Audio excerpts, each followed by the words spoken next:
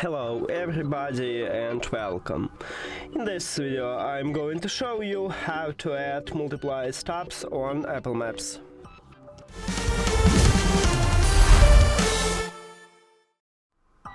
You have to start by open Apple Maps and then write direction, or you can select it, the map.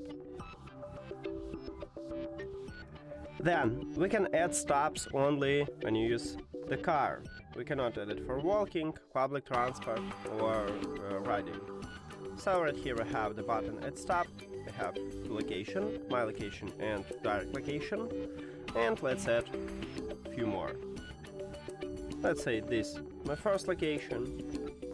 And we can add more at one.